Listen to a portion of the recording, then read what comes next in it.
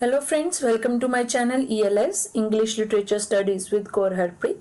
Today I will discuss Joseph Conard, right? And till now I was discussing about Victorian period, Victorian poets, then Victorian compromise, Victorian novelist. All these are discussed in my previous videos. If you're interested, you can check those videos.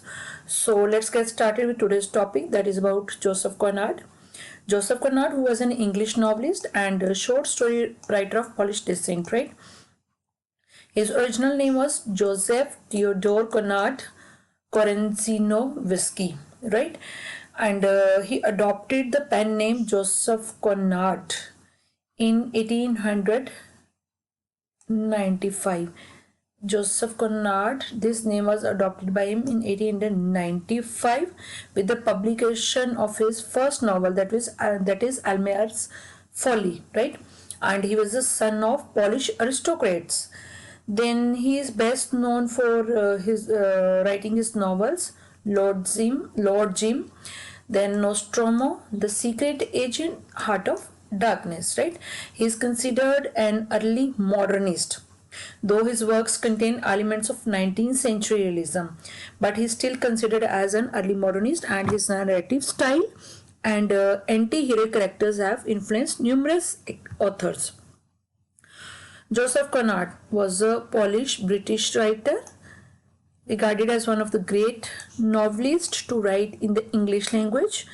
Though he was not fluent in English until his 20s, it is Joseph Conard, who brought a non-English sensibility into English literature, and his father, who worked as a translator of English and French literature, and he has, we can say, a deep influence on him. That is why he is known as Joseph Conard is known as a multilingual, right? Then in 1861, his family was exiled to Northern Russia as a result of his father's political activities, right? And then in 1869, both of his parents died because of tuberculosis, and he went to Switzerland to live with his uncle, right? His uncle, who served as his main economic support after his parents until he was past 30. Since he was almost alone, he developed a passion for reading and also read adventure novelists who would later influence his own creative production, right? And Conard's choice of English as a literary language grew quite naturally out of his early childhood, right? As I told that his father had a significant or a deep influence on him when he was still a boy, and he was his father was a translator, so he learned many languages under him. He was taught at home, right? Then we were here, he looked to English as a literary language, which he learned in his early childhood, and he had looked to England as a naval power from his reading of the British adventures, right? And he looked to English as a literary language from his reading of Shakespeare. Now we will discuss some important or interesting facts about Conard. First one is, surely there is no language policy at the personal level than for the writers who chooses a non-native language, right? The writer is free to choose any language as per his or her, we can say, as he feels comfortable, right? And he is free to choose any language as a vehicle of literary expression. But there are, for example, we have many here: Milton, Wilde, and Beckett, etc. These are numerous examples of such individuals who choose any language for as vehicle of literary expression. But Joseph Conard's case is particularly compelling as it involves many political, we can say, his case is different as it involves many social, political, and psychological factors, right? And second factor is in 1874, at the age of 17, he left Poland and moved to France, where he joined the merchant marine, and as a result he developed a southern French accent which would later strongly colored his English also, and he was known as the Polish Muscat, or and also known as the Russian Count.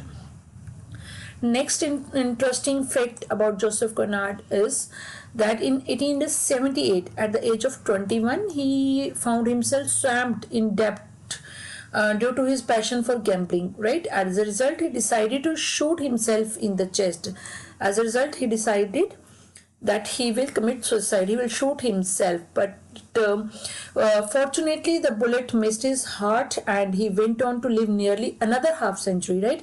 And during these years he penned down some really great works and became one of his generation's most important writer. That is very interesting fact about him. Then fourth interesting fact is most of the characters in his novels were inspired by people he met in his travels. He often used names of people he had actually met as well, right? He followed a common mantra. What is that? Write what you know. He followed this mantra, right? Or in simple words, we can say he joined the British merchant navy. So he was able to write about places. He traveled many places like Africa and India and so on. So he was able to write about places and able to write about the people he met on his travel. And he could base characters like Marlowe from Heart of Darkness on himself and his experiences sailing the world. Next point number is 5. Next fact is this, that Joseph Conrad's work casts a light on colonialism in the 19th century. He lived and wrote during a time when imperialism was in fashion, right? But he created a work that pointed to colonialism as something other than good. There is no denying that his work brought attention to the impact of European colonialism in the 1800s. As we see in Heart of Darkness, when it is discovered the venerable Mr. Kurtz, who is an ivory trader, right, for a Belgian trading company. He's working for a Belgian trading company, and he has taken a dark turn into committing unspeakable acts, right? Instead of presenting colonialism as benevolent, he shows the grosser aspects of the practice, right? This is the interesting fact about Joseph, that he created a work that pointed to colonialism. Otherwise, it was the time of imperialism. Other authors were writing about imperialism. Then point number 6 about Joseph Conrad is that he made several memorable voyages, right? As a French merchant marine, and later as a first mate, and we can say eventual commander in the British merchant navy. By 1886, he was commanding his own ship and was given British citizenship in 1886, right? It was at this time that he officially changed his name to Joseph Conrad. And Joseph Conrad's sailing trips took him to South America, Australia, South Pacific Island, the Gulf of Siam, and ports of the Indian Ocean also. And he also took a trip down to the Congo River in Africa. We can say his voyages served as an inspiration and information for one of his most famous novel, Heart of Darkness, right? His voyages served as inspiration for his novels. Then next fact about him is that in 1896 he married Jessie Emmeline, and she was a bookseller's daughter, and he had both Joseph Conrad and Jessie, they had 2 sons, right? Then we have, these are his important works. This is his first novel, then it is followed by second novel, then third is the Nigar of the Naxos, then Tale of Unrest, Heart of Darkness. All these are given here with dates. And another list about his works is like that. You can read it yourself, otherwise it will be a very lengthy video. Then Joseph Conrad co-wrote these works, right? The Inheritors, Romance, and the Nature of a Crime. He co-wrote this work with Ford Madox Ford, right? The Inheritors, Romance, and the Nature of Crime. Then Suspense. a Napoleonic novel which was published after his death. Then several films have been adapted from his works, including Victory, Lord Jim, Sabotage, The Rover, Apocalypse Now. Right? These are the films.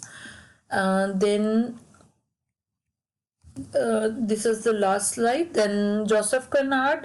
Let me conclude that he died on August 3rd, 1924 at the age of 20 at the age of not 26, at the age of 66 in England, right? It is believed that he died of a heart attack in his home, and his novels have been translated into dozens of languages around the world, and that is the reason that his works are still used for teaching purposes students in universities, right?